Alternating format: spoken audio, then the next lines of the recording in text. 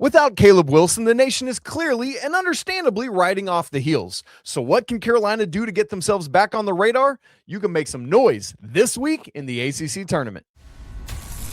This is Tyler Hansbrough, and you're listening to Locked On Tar Heels. You are Locked On Tar Heels, your daily podcast on the UNC Tar Heels. Part of the Locked On Podcast Network, your team every day.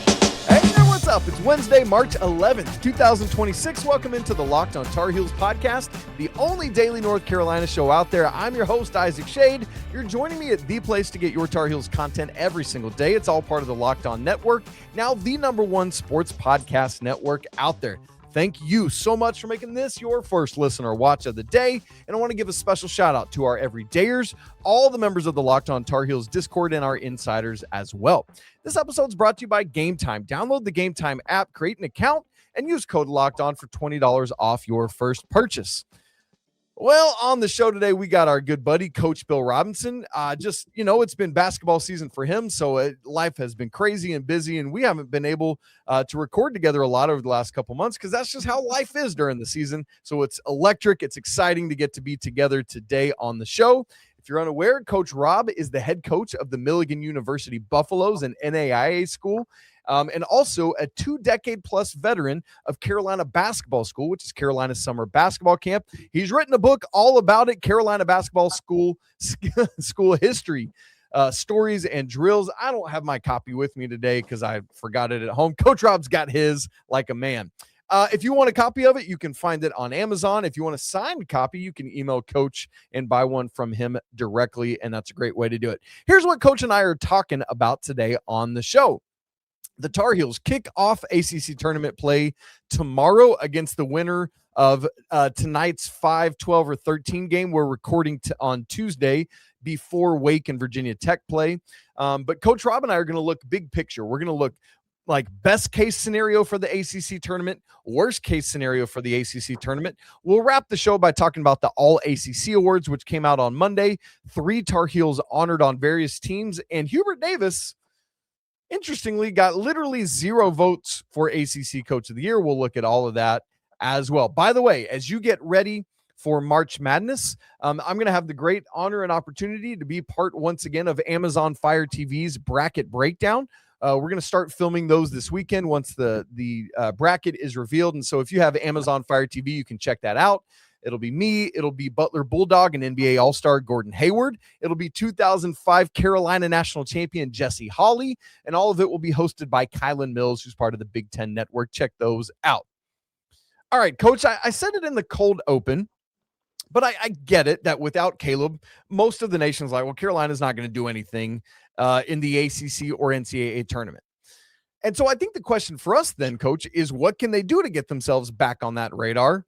You go take care of business this week in Charlotte, North Carolina. So, Coach, I want to pose a question to you, and then you and I can unpack it here. North Carolina wins the ACC tournament if fill in the blank. They take care of the basketball. They make an enormous amount of three-point shots, and their defensive intensity stays up. I think that's the biggest thing. We just saw that with Furman in the SoCon tournament here. Just they shooting 50% from three-point land in the tournament. That's the type of effort I think that's going to happen. People now are going to put more attention on the Henri, which allows maybe more open shots, and you're going to have to see Luka make some shots. You're going to see Jonathan Powell make some shots. Those are the guys I think really have to step up. Let's be honest, Luka was really bad in the Duke game. He's bad in both Duke games. But maybe those moments with the bright lights allows him to be more prepared for tournament time. So that's the only way I can positively spin that. I think the more games you play like that, the more prepared you are for that. So I'm hoping that he learns from those opportunities. And if they do win, they're going to need him to make a bunch of shots. That's absolutely right, which he had done the game before that. And there's been something, Coach, with those 2 Duke games, you're right. Obviously, Luka hasn't been great. Is it his lack of athleticism? Is it Carolina not really recognizing how Luka can best fit in those games, right? Whether it's getting him some catch and shoot stuff or whatever. Like, how can Luka say Carolina beats whoever they play tomorrow and then gets to play Duke again Friday night? How could Luka be effective? Yeah, I'm hoping that it's an experience thing. Okay. Because I think that's what we were excited about with him having played pro all those years That's true. overseas, that we thought he'd be, maybe even more ready for those big moments.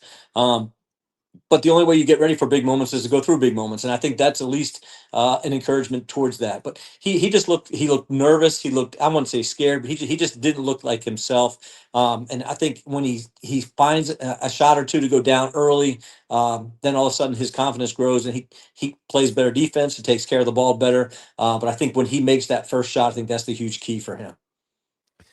Coach, you mentioned three things there. I wrote them down as you said them because you blew through them, but I liked them. You said take care of the basketball, make a crap ton of threes, Isaac's paraphrase, and play tough defense.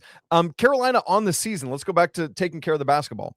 22nd in the nation in lowest turnover percentage at 14.0. Unfortunately, against Duke, they committed a season high tying 14 turnovers. Wake Forest was the other game they did that. Outside of that, they've been doing a really good job taking care of the basketball. Heck, I was even encouraged Saturday night because while the team had 14 turnovers, Derek Dixon, lead guard, had 0 of those. Coach, did you notice anything that either Duke was doing well to cause those? Because 11 of those 14 were steals, or was it Carolina just being sloppy? What led to that on Saturday night that needs to be fixed tomorrow night? I think it's a combination of both. I think that Carolina was sloppy, but in that atmosphere, it gets everybody jacked up as the home team, and then all of a sudden you're more alert, you're more intense. And let's be honest, Duke's a great defensive team. They got great length, they got great size. Those are the things that really lead to turnovers, when you really struggle just being able to make good passes and have a hard time just being able to bring the ball up the floor. And again, Luka looked scared, and really the pressure really bothered him. And I think it starts to affect other people too. Jarin Stevenson, to me, I think is also a huge key. I didn't get a chance to talk to him about him yet, but when you talk about taking care of the ball, you need somebody who can help release some of the pressure. He's got to be part of that and make great decisions. He's been through all the wars, so he's got to be ready for that. And then he can also knock down that pick and pop three. And then he's also going to be heavily relied on to defend. So, I think he might be more important right now than anybody else on that squad. Man, that's so interesting. And I feel like his aggressiveness has really ticked up lately. He's been crashing the glass some. He's not been the reticent Jarin. He's been sticking his nose in there, trying to rip balls away. And I like that. Coach, you also talked about making a whole bunch of threes. Carolina, I was going back and looking the other day, has made 35% or more of their threes in 5 straight games. And I believe 8 of the last 10 or 7 of the last 10 overall. You talked about Luka. Obviously, he had hit 6 of 8 in that Clemson game last week, but really struggled against Duke. Who are those key contributors? Because obviously against Duke, it was Derek Dixon that really stepped up and was knocking them down well. Is it like one of those things where thankfully it's multiple guys that could do it? Like how does that play out for you if you're Hubert Davis? No, I think again Henry's a big part of that. His ability to make shots from the perimeter and really stretch the floor even from his perspective. But the ability for Derek Dixon to make shots allows them not, you don't have to worry about the double team as much.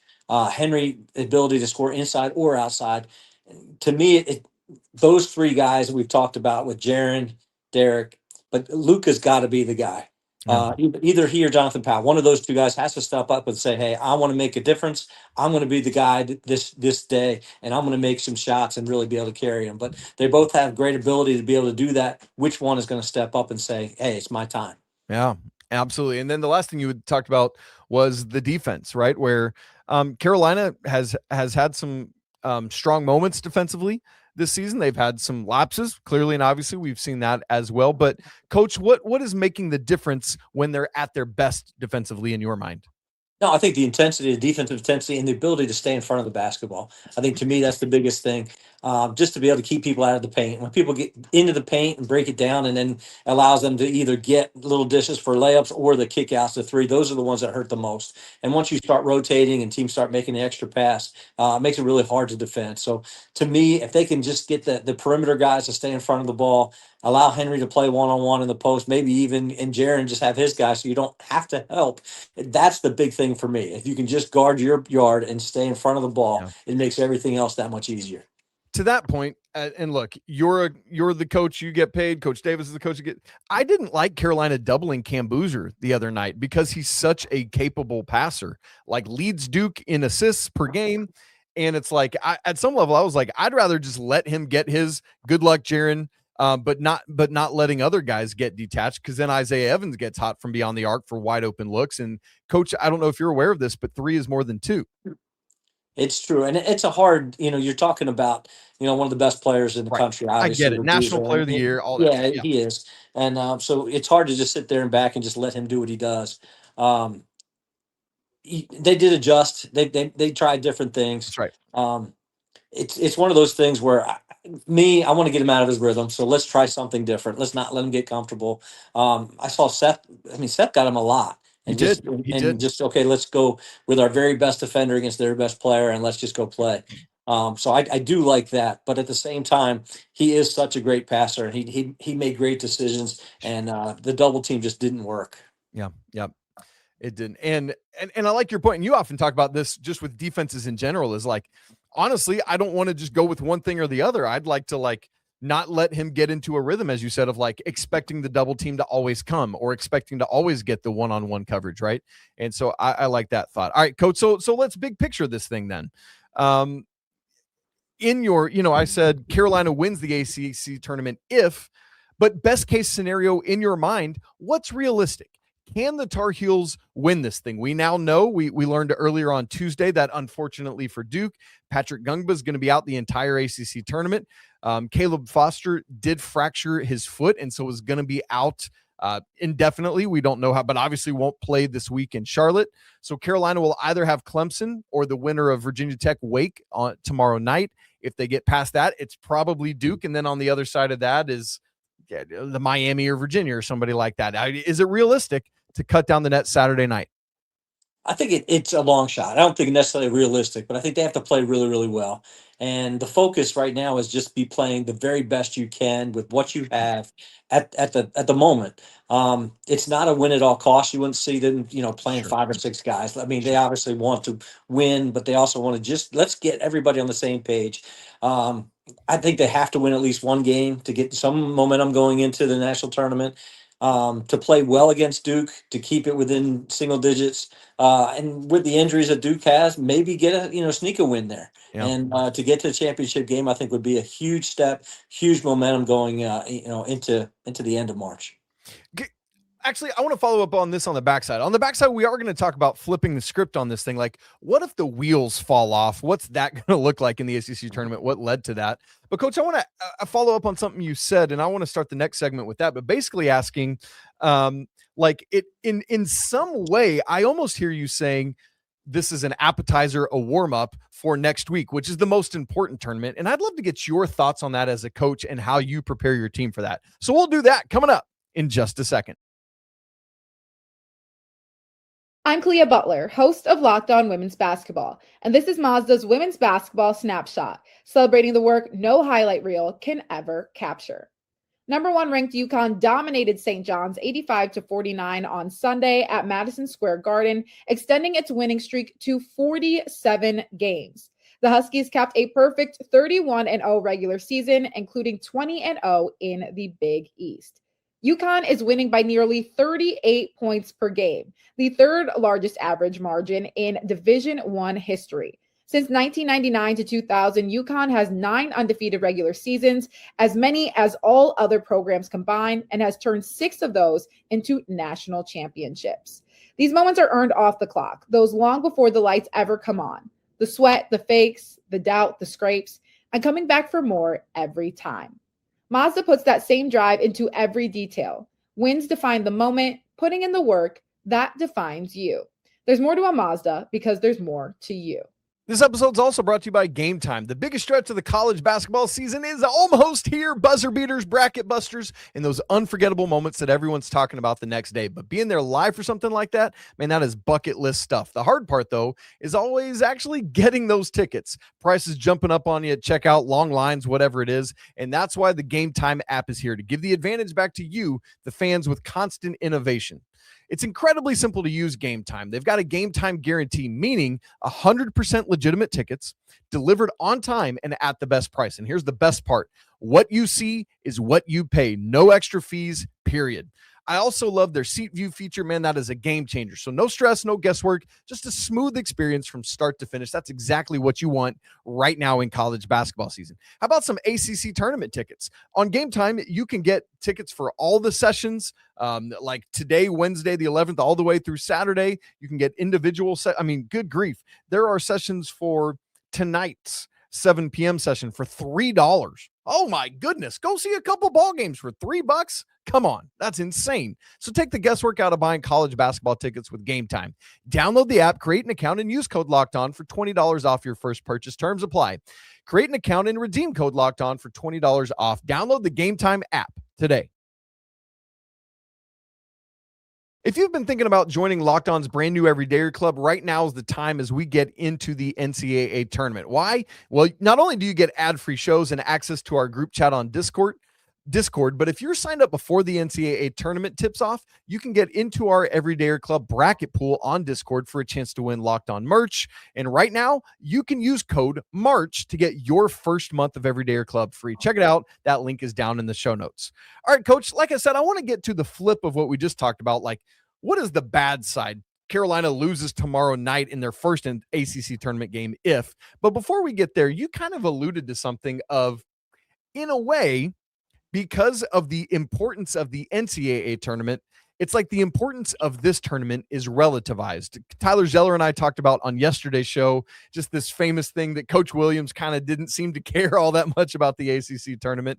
In your mind, like, how are you using this week to both like go out and play and win, but also to look ahead and prepare for the big dance? Yeah, I think the big thing right now is how do you redefine roles after Caleb's injury? All right, so that's the big thing. Who's going to really step up? You alluded to Jarin. His role's changed, and you can see it physically. You can see him change with the way he's played. He's no longer kind of taking a back seat. So you want to see how he's adjusting to that, and maybe you adjust some of your offensive sets to his skill set instead of Caleb's skill set. Interesting. One thing we like to do is we end up letting the guys coach themselves some in practice. Hey, we're going to run best 3 out of 5, and it's a tie 2-2. Defense has 2, offense has 2. This next possession wins this segment, and have the offense pick the offensive set that they want to run. And they're telling you what they feel most comfortable with. What do they feel most confident in? That way you get an opportunity to see kind of how they're thinking instead of you constantly coaching, thinking, they have maybe different feelings than you do. So this is also a time to get your favorite sets, your favorite actions, and really try to get them to be, these are going to be our high priority things come tournament time. That's really interesting. I love that. You as a coach learning from what they feel comfortable with, because that then gives you the confidence to call that set and trust that they're going to find the right actions and choose the best options for the best shots. Unless they run that in practice and you're like, actually, you guys you love that set, but you're terrible at diagnosing it, so we're never using it in a game. Exactly. All right, Coach, let's flip it. I asked you in the first segment, Carolina wins the ACC tournament let's change it to the other side, the glass half empty version of that. Carolina loses their first ACC tournament game tomorrow night fill in the blank. Yeah, if they're not motivated to defend. I think that's really what it comes down to, and the intensity has to be there. They can still be able to win games if they defend. I mean, they can still miss free throws, miss some shots, but they've got to play better at the defensive end than what we saw the other night for sure. But I think that's the biggest key. If they can defend and rebound, then everything else will take care of itself. Do you think, did Saturday night have anything? I know they've been without Caleb for 6 games before that. Do you think that kind of a showing down the stretch of the game had anything to do with the shock value of losing Caleb again the day before? No, I think it had a lot to do with it, because there was some hope.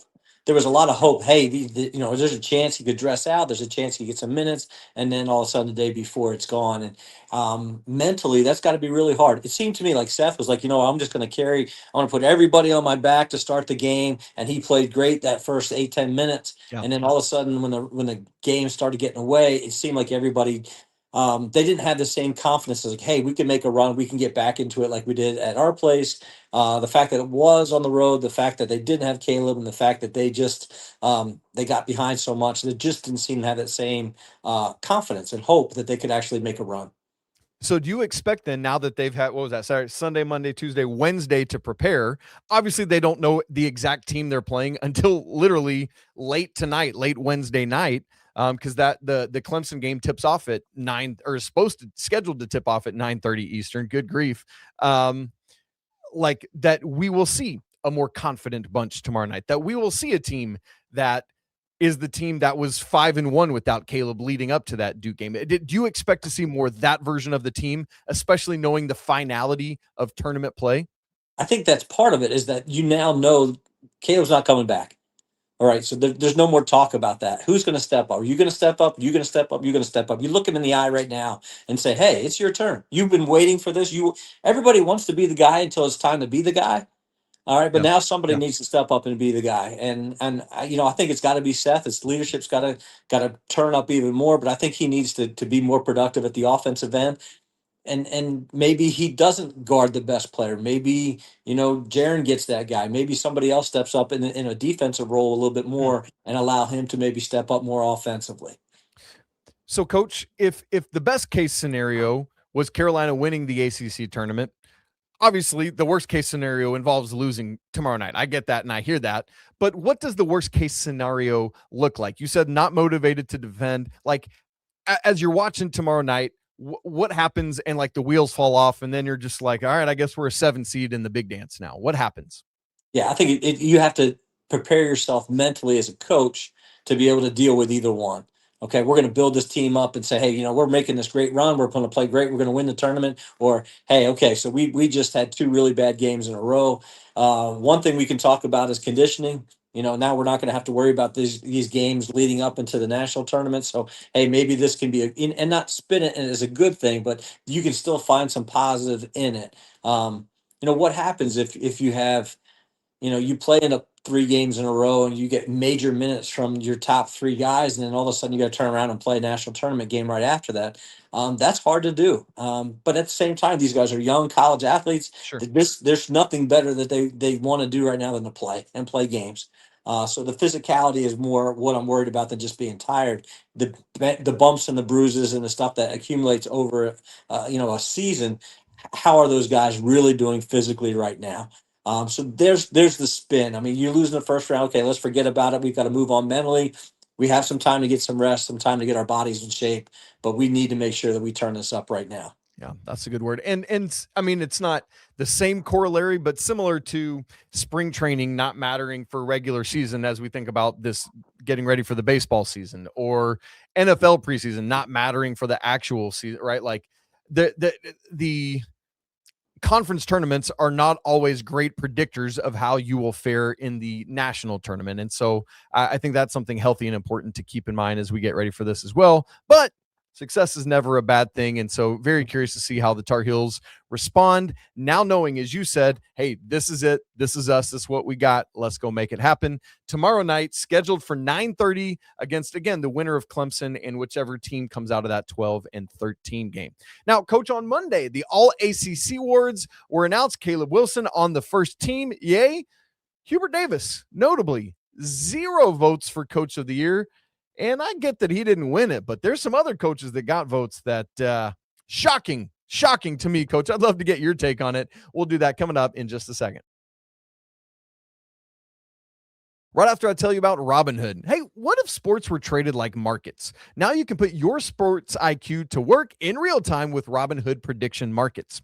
It's not you against the house. It's you participating in a live market.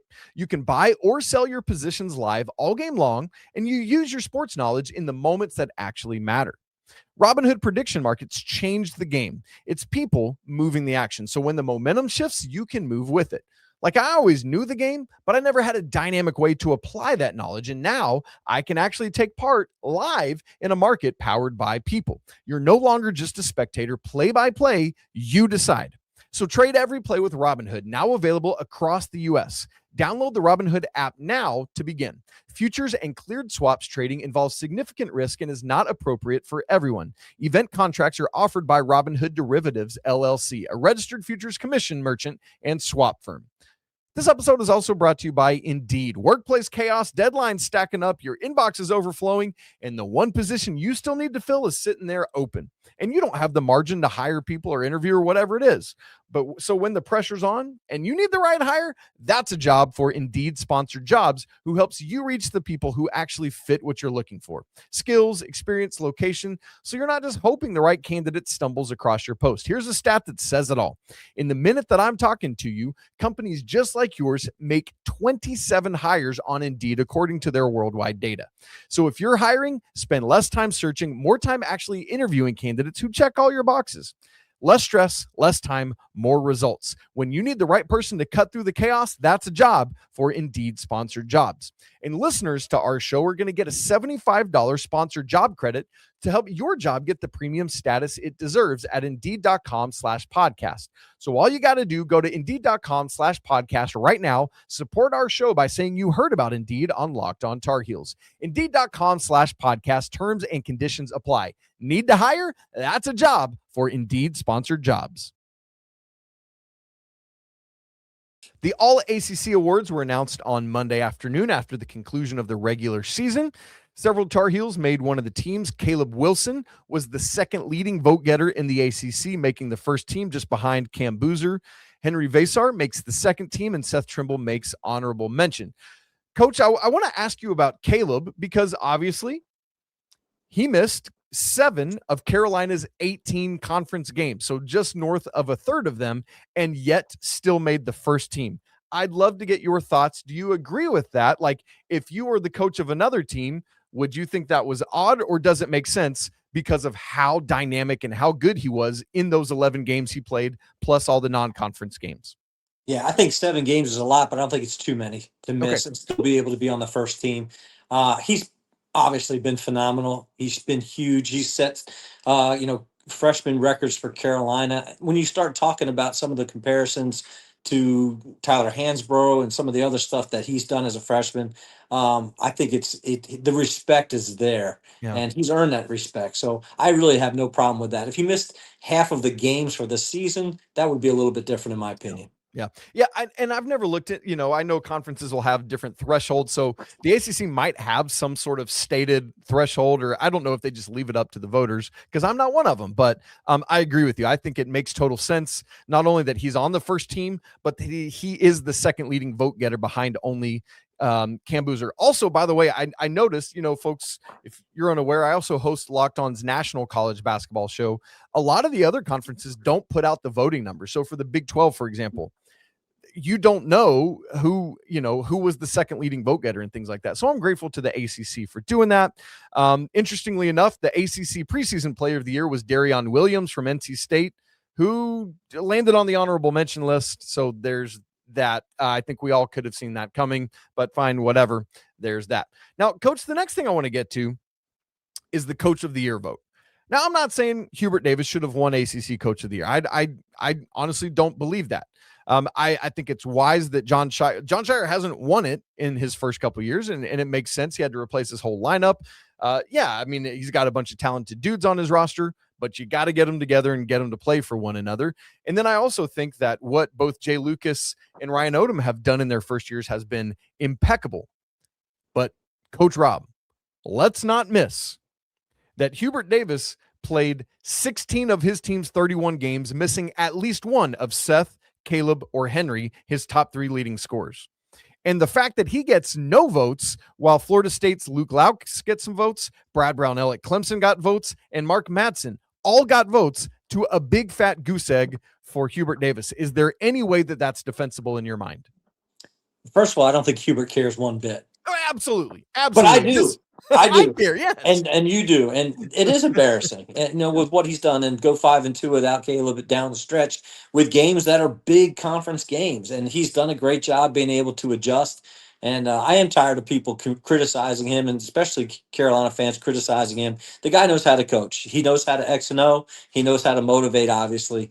I have sat down with him and done X and O stuff. We've sat there and just traded ideas. And this was before he was the head coach. And man, the guy knows how to motivate. The guy knows how to coach. Please get him some respect. So it's frustrating to see the fact that he didn't get any votes and some of the other guys that did. But again, he doesn't care. He just wants to win. He wants to take care of his guys. He wants to pour everything he has into this job. And it allows us fans to be able to fuss on his behalf, I think. But I do feel bad for him for that, but I know he doesn't care. He just wants to win games.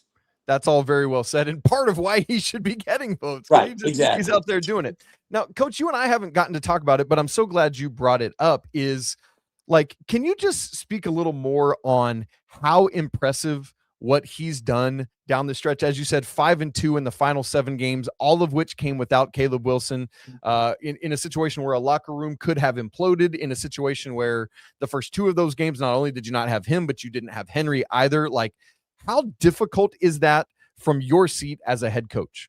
Well, what it tells me is that he's kept those relationships with the guys who haven't played a whole lot early, and that they still believe in him, they still trust in him. Because now all of a sudden, guys who maybe haven't played a whole lot have to step up. Jaydon High, as much as we talk about some of these other guys, Jaydon High has stepped up and done exactly what Hubert needed him to do. But if those games where he didn't play at all or played 1 or 2 minutes, and maybe that's why he was throwing Jaydon High into a game early where we're sitting there going, why is he doing that? Well, maybe he needed that mentally. Hey, coach, I need to at least be engaged. So he kept him engaged during those times in case something did happen, in case the worst thing could happen. And the worst thing did happen. But now these other guys are ready. And Jaydon's not. To me, Jaydon now has become the Jarin Stevenson who's just out there doing all the little things, all the dirty things. Don't throw him the ball in the post. Don't ask for him to make a whole lot of shots. Just let him go do some things. But then Jarin now has stepped up and tried to become more of that scorer. He's not going to be Caleb Wilson. He's not trying to be Caleb Wilson. He's just trying to be the very best version of Jarin Stevenson. So that's what shows me that Hubert's had the locker room all year long, and now that those guys are getting an opportunity with more minutes, they're ready to play. There you go. Coach, Josh Marlowe said on this show last week that he believes this is Hubert Davis' best coaching job in his first 5 years. Do you agree with that statement? Yeah, I do. I totally do. And part of it is that these are his guys, and now he's having to deal with adversity, and he's had to deal with it's a tough schedule down the stretch too. He's been, it's not maybe overall not the hardest schedule he's had since been there, but he's now in a situation where, he's had to really coach his tail off, and especially late, and he's done a great job. All right. I'm excited to see what he and Coach Frederick and May and the whole staff have cooked up for us to see in the ACC tournament. We'll get our first glimpse of that late tomorrow night. I promise you all, we will do a live postcast as we always do, even despite the late hour of the game. And that'll be a lot of fun. Coach Rob, so good to be back together. I know you're on spring break yourself right now, heading to the SEC tournament on Wednesday. And so I hope you have a great time there in Nashville at Bridgestone Arena at the SEC tournament. Great stuff. Guys, as a reminder, go check out Coach's book, Carolina Basketball School. It's a great book. He's got it holding up there, man. I've enjoyed my copy of it. I go to it often because it's just, man, it's so cool. And maybe, as we get ready for summer and other things, some great summer reading for you. If you haven't already subscribed to Locked On Tar Heels on video and audio, do it now so you don't miss a second of the show. If you've not joined our Locked On Tar Heels Discord, that link's in the show notes, as is the link for the Everydayers Club. We'd love to see you at both of those places. As always, it's always a great day to be a Tar Heel. Tomorrow's show, we'll get our game preview for you for Carolina's quarterfinal matchup. But until then, peace.